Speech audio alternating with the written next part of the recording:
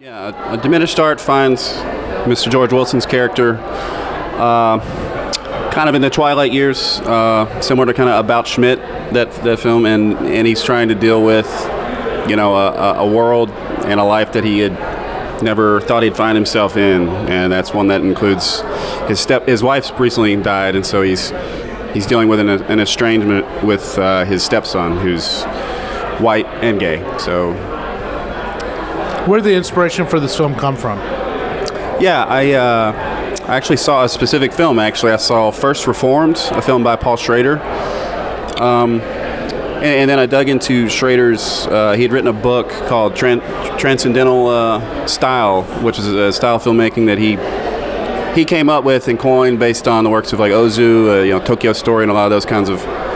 He'd watched a lot of films from different cultures, different countries, and they all had this same sort of, without knowing it, they all came together and did this same style, which was a very like contemplative, serene, kind of austere style that allowed you to sink into the drama, right? And so, anyway, I was inspired by that. Some of the technical elements of that are like not moving the camera very much, a lot of things. Anyway, so an inspiration to sort of play with that style of film was the beginning. What I really loved about the film is that a lot of families are going through that. You have families who are mixed, and then you're dealing with the other aspect of being widowed, and then the other aspect of finding out that a family member is gay and is coming out. Uh-huh. So what did you guys learn about yourselves professionally and personally while making this film?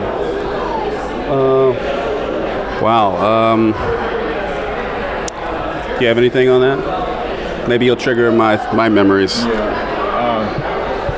As far as that's concerned, is that as you can see in the film, I'm old school, so it takes a while for anybody to relate to the circumstances that's going on now as far as the gay and all that different stuff.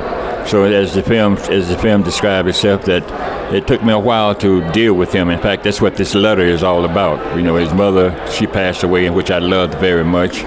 And in this letter, that's what she wanted us to do. She wanted us to try to get along, because I wasn't never ready for it, But as the film goes, also that at the end of the film, as you can see, that I sort of what you might call come out of the darkness. Okay, I can relate now, because it's about like the world is today. Sometimes you feel that they're trying to beat this thought into our head, make it. Right. Sometimes you can't just make us learn this, But as they're people too, they're my brothers and sisters too, so I have to learn them, and so that was the biggest thing about it, just that time, like they said, time heals all, and through the letter that she wrote, she gave a great description of how she wanted us to get along and stuff. In fact, that's why I went to the priest there in the film, because he helped me to come to an understanding on, hey, she wanted us to get along, man, and as the film go also at the end, I write a letter to him to tell him that, hey, man, these are some things that I've all really wanted to say to you all the time, but I just didn't know how to say it because I was closed-minded to a degree, A little something on it as well. I work with teenagers. I'm a youth director, and one of the biggest things I see is families being torn apart and parents not being able to accept their kids. And so that's one of the things I really appreciated about the film was them all coming together and loving at the end, because I've seen lots of families being torn apart by all of this. Yeah, I as creator didn't have that direct experience of that life, but it's been really fulfilling and amazing to see all the people that have come out and said how well this reflected their experience. So that's been the best part of making this film. As working with the youth, are you finding that this situation is more common where you have older people now taking care of younger children, and it's that big generation gap? It's a huge generational gap, and more common, there are grandparents taking care of their grandchildren. The parents are just absent or busy, and you see this so many times, because our generation, or their generation, our younger generation, they have no problem with acceptance. They don't understand people not being accepted, which is just completely the opposite of what their grandparents are having experienced. What I really loved about this short that you don't get in many shorts in the Film Prize is that there's several teaching moments. What would your recommendation be to older individuals who are finding themselves in this situation where they're having to take care of the teenagers or the young ones? My mother asked me a couple of months ago, do you think there are more people who are out of the closet today, who are gay today, than there were back then? And I said 100% no. I think there were just as many of the LGBT community back when they were young as there are today. They were just too afraid. So I can say that community, that generation, is just love and accept no matter what. Talk to us about the production. I mean, it was really, the house is beautiful and the scenes are really beautiful, shotly beautiful. So talk to us about where you guys shot in Northwest Louisiana and kind of the process of doing that. Yeah, it was a very low budget production. The interior of the house is actually our house, that living room, and the exterior is actually my buddy and fellow producer Rex Davies' house. And then the other scenes, the lawyer scene and the priest scene, are both in her church that she works in, that we attend. So, it came together very easy in that manner, and that ties back into that sort of transcendental style that I talked about. I wanted to keep it as simple as possible. We didn't have to bring in dollies in these places. We were in and out, very minimal logistics to get this done. So that was from the beginning our plan. Any plans to put this into a feature film?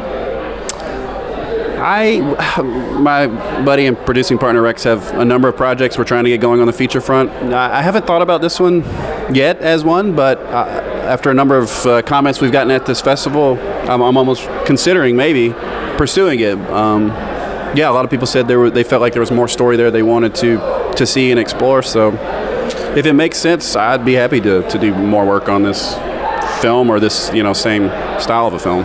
What would your advice be to anyone who wants to enter the Film Prize? Because there's $50,000 reward. You got to shoot in Southwest Louisiana. Yeah. I mean Northwest Louisiana.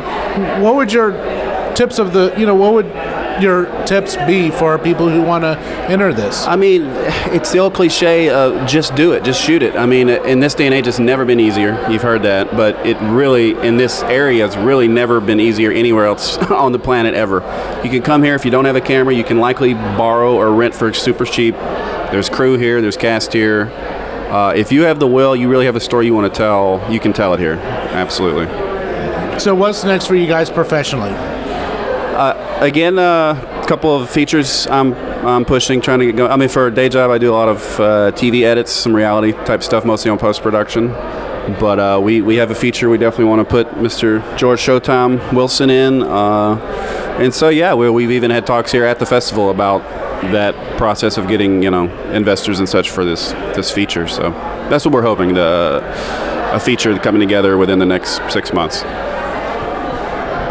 And anything this guy got going on, I'm going to be a part of it. I've been working with him now for the last 10 years, and we've generated a great rapport for each other. And whatever he writes, I'm willing to do it, because he really believes in me and he trusts me with his work and stuff. And I try my best to bring it to life as much as I can. And he's a really good guy. Him and his family and his wife and Rex there, they're really good people, man, and I'm wishing him the best. And I always tell him that, I said, man, you've been working hard for the last 10 years, so you go mess around here and get that big Emmy or Oscar or something after a while. I said, I sure hate to be sitting in the living room while you walking across the stage and get it. And I said, doggone it, I should have been in that movie.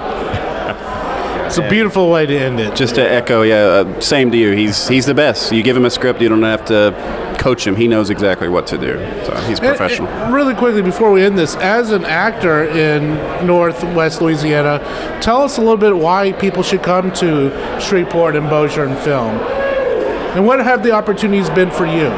It's been a great opportunity for me because I studied acting for a long time, and I studied in California, Hollywood. I did stage in Detroit and went to school at Michigan State and all. And so I kind of got out of it for a minute, though, so I moved back here to Shreveport. And I started driving truck cross country, and all of a sudden Katrina brought all the productions up this way. And a few films that went by before I decided to jump back into the game. I was to pass by and say, I know a little something about that, So finally I enrolled myself into another acting school, and the acting teacher told me, I see all you need is a little refining there, you know. So once I got back into it and got some more, got back into the game and stuff, and I started auditioning. I think I auditioned for about 3 movies, and then all of a sudden, The Great Debaters came back with Denzel Washington, and I booked a role with him, and so it was on then, you know. So ever since then, man. But like I said, I did a lot of stage, which was in Michigan State and Detroit Repertory Theater. So that sometimes I would ask a lot of actors, these younger actors, which they fly by, they jump it up, I can act now and stuff, but you just don't know that the stage is the grandfather of acting to a degree, That's when I really learned how to develop characters and stuff, Would you recommend people who want to get into acting go to the stage first and then go into film and TV? Well, not necessarily, because they can go to stage. Yeah, I would say go to stage if it's available, but then again, there are some good acting classes around too, that can really I'm tough love myself. If you get in an acting class with me, I'm tough love. I'm just going to show you how it is. I'm going to tell you like it is, because, a lot of me, I can act. Who is your agent? Can you get your agent? I said, no, buddy, I wouldn't dare send you to my agent. You're embarrassing me. In the first place, you got to have some kind of resume. You got to have some kind of reel or something, And yeah, a good acting class can really bring them up to date in it. In fact, I helps out in an acting class with my agent, Dawn Landrum. And I helps out there, and I have a lot to share with him, because, like I said, my health has got pretty bad now. I'm not doing as much as I want to do now, but Jeremiah, he writes something specifically for me, so whatever it is, I can almost just be myself in it, Yeah, it's just for director's perspective on acting. Every actor I've worked with that had that stage history and experience has been the best actors I've worked with, so from my perspective, that's absolutely a strong thing to do. I really do appreciate, guys. Best of luck to you guys, and we hope to see you in many, many, many more films. Thank you. Diligence is the mother of luck. Yep. There we go.